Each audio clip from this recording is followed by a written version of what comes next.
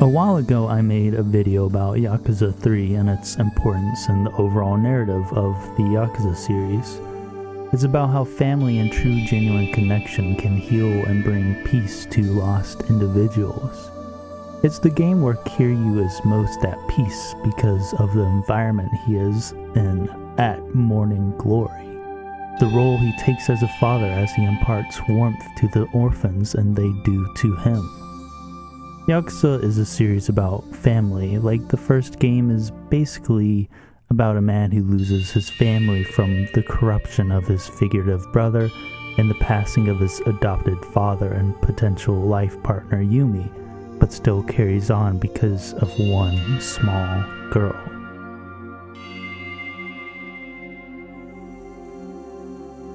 Yakuza 6 was the first game to really be penned as Kiryu's final hurrah, and I think it largely evokes a lot of emotions in me because it's a bookend of Kiryu's role as a parent, as set up in Yakuza 1, as that same small girl Haruka has finally grown up.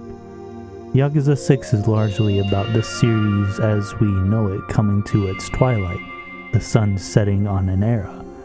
Lots of the usual suspects are absent due to stricter Yakuza laws, unable to move as they once were able to. The once huge Tojo clan HQ is just now barren like a wasteland. For the last few entries of the Yakuza series as of right now, there has been a large focus on the phasing out of the Yakuza that Kiryu represents as a new era ushers in, one that Kiryu is largely disillusioned with and doesn't fit into the framework of. Even outside of the Yakuza, the feeling of a new era is represented by Haruto and his parents, as Kiryu does everything to protect them against the values of the mafias of old and the new pragmatic, ambivalent to any honor or values of Yakuza of now. Kiryu's life throughout the series is this constant, messy push and pull between hope and despair, but the thing that gives Kiryu the most light in his life is family. When he plays the role of a dad, 6 feels like the spiritual successor to 3 as it reels back in the big, bloated, messy plot of the 2 games in between 3 and 6 for a more personal story about Kiryu's role as a father figure. He even feels like a figurative father to these grown-ass men in the Yakuza Hiroshima group because they're kind of like...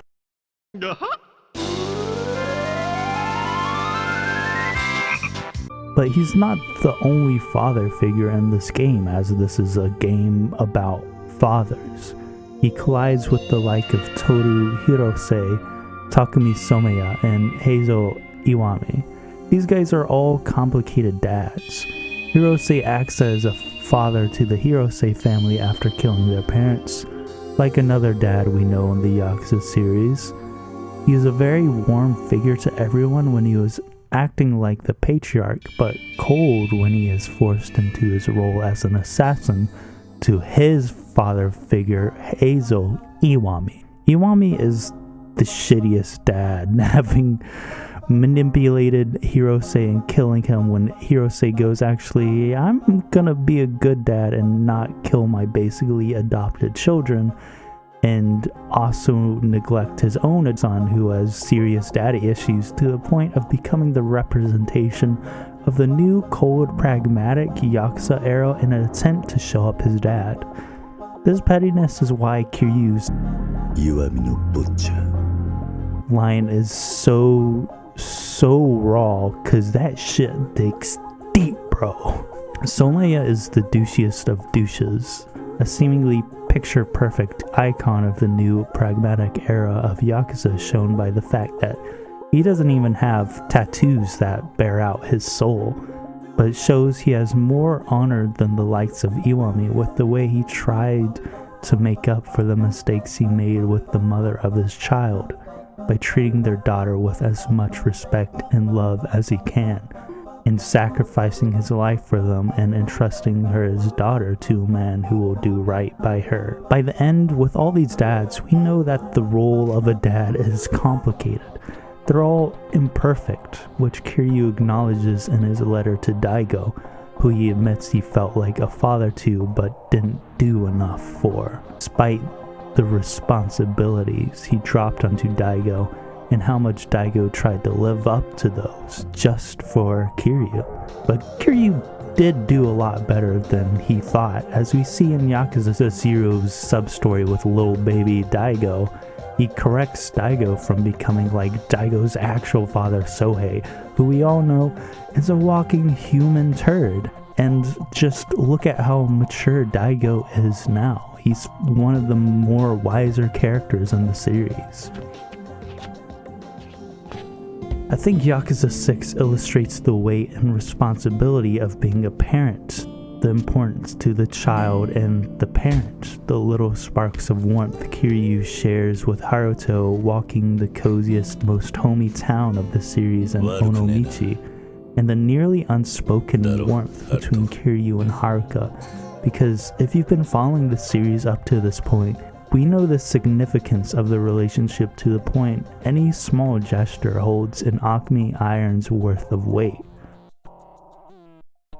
Being a dad means so much to Kiryu, so integral to his identity, the best dad in the damn series, to the point he accepts when he has to part with them for their better sake.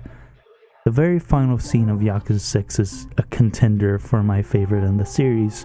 As Haruto takes his first steps, so does Kiryu, sharing the struggle of walking. Haruka's encouragement isn't for Haruto as much as it's for Kiryu. Hang in there, like you have so many times before.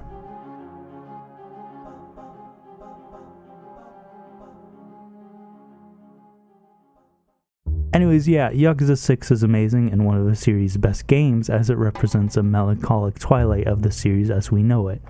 And why I love Gaiden is that it's the consequence of that.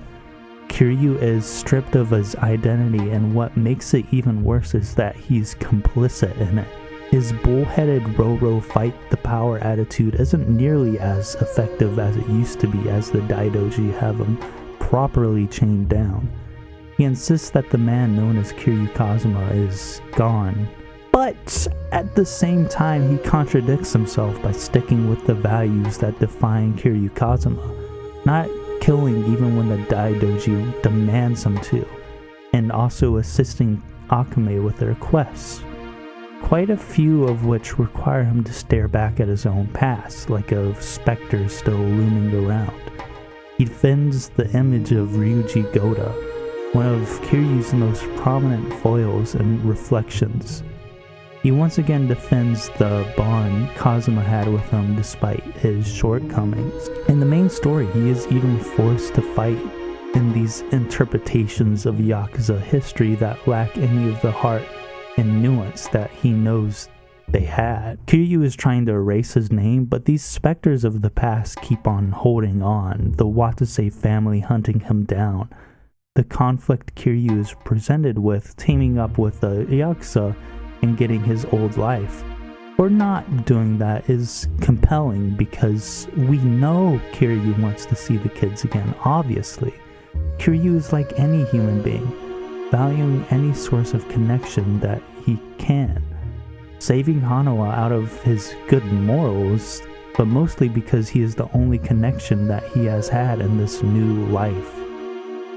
Kiryu has moved on from the Yakuza multiple times but keeps on getting wrapped up in the conflicts. It's like no matter how much he tries to move on from that part of his identity, it keeps on holding on, popping up, which I feel like is reflected in Shishido, someone who represents the last bastion of the Yakuza, as he tries his damnedest to hold on. Shishido's past is literally etched all over his body, from the facial scars to the long-ass tattoos, showing how difficult it is to separate the Yakuza from him. Shishido doesn't know any life besides this one, having to be a Yakuza etched into his identity that he feels like he would be nothing without the lifestyle. He would be like Kiryu is now, basically dead. Kiryu was once strongly defined by being a Yakuza, to the point he has helped keep the Tojo clan afloat because its existence helped give meaning to his life. At the point of Gaiden though, Kiryu acknowledges that he still feels a pull to that lifestyle, but it has destroyed so many lives, including constantly bringing ruin to his life and the ones of the people he loves. It's a lot like Tsuruno's motive, where he says that in a world where monstrous acts like the ones the Yakuza commit are normal, that shit needs to go. This is a large part of why Kiryu takes this road of erasing his name to protect his kids, the kids he loves, even if it means letting them go. But it's heartbreaking because, like we see with Yakuza 3 and 6, taking on that parental role brings so much peace and warmth to him. He wants that connection so bad. The scene everyone knows at the end as he watch Ayako and Taichi talk to him is defined by that. He can't have a moment where he interacts with Daigo, his figurative son, to keep up his front. Kiryu isn't a ghost watching from the afterlife with peace of mind. He is a living human being he wants so badly to bridge that gap and watch his family grow up, moment to moment, because that's what he values the most, family. The most heartbreaking line in the end scene is Kiryu saying, "I needed them more than they needed me," as visualized by this struggle to walk away in Yakuza 6, like a child moving away from the warmth of a parent. Gaiden feels like it's properly bringing the world we have known since Yakuza 1 to the grave. The post-credits scene creates a bookend, the same ring that symbolizes the start of the series, the start of the loss of his first family that Kiryu has held onto for so long, is let go as he walks away to who knows. I'm not sure what they're going to do with Kiryu and Infinite Wealth. I don't have future foreseeing powers, although Kiryu at this point is possibly the loneliest he's been in the series, so his potential dynamic with Ichiban, someone who strongly parallels his late best friend, a man who is known for creating an environment where people can connect, might be just what he needs. Kiryu's life has been filled with ups and downs, and maybe through Ichiban he can find new connections that will bring him peace as a result of him hanging in there.